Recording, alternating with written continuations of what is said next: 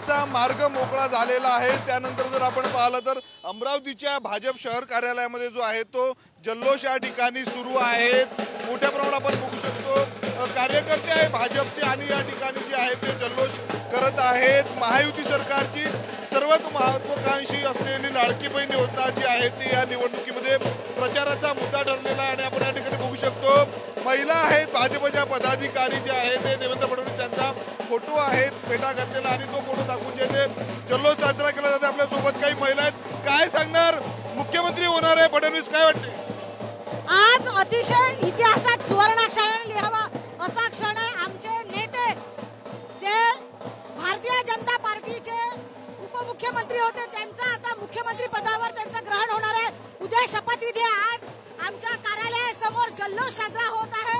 मोठ्या संख्येने या ठिकाणी सगळे भारतीय जनता पार्टीचे पदाधिकारी कार्यकर्ते जमा झालेले आहेत आणि उद्या सगळेजण शपथविधीला मुंबईला जाणार आहे आणि शपथविधीचे साक्षीदार आम्ही सगळेजण होणार आहे। काय वाटते विदर्भाचे मुख्यमंत्री होत आहे देवेंद्र फडणवीस, काय वाटते विदर्भाला मुख्यमंत्री पद मिळते? महाराष्ट्राच्या तमाम जनतेची इच्छा होती की देवेंद्रजी पुन्हा महाराष्ट्राचे मुख्यमंत्री व्हावे आणि तसा कौल देवेंद्रजीच्या नेतृत्वात दिलेला होता। ती इच्छा पूर्ण झाली, सगळा महाराष्ट्र आनंदात आहे। नक्कीच आपण बघू शकतो या ठिकाणी लाडू भरवले जात आहेत, मिठाईचं वाटप केले जात आहेत।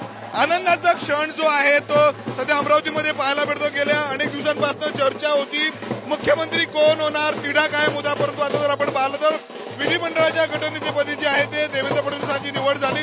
त्यानंतर जो आहे तो त्यांचा मुख्यमंत्री बनण्याचा मार्ग मोकळा झालेला आहे। जल्लोष जो आहे तो साजरा केला जातोय अमरावतीच्या भाजपच्या वतीनं भाजप शहर कार्यालय आणि या ठिकाणी जर आपण पाहिलं तर जल्लोष साजरा केला जातोय। कॅमेरामॅन निकेत दातोंडेसह मी स्वप्नील उमप, TV9 मराठी, अमरावती।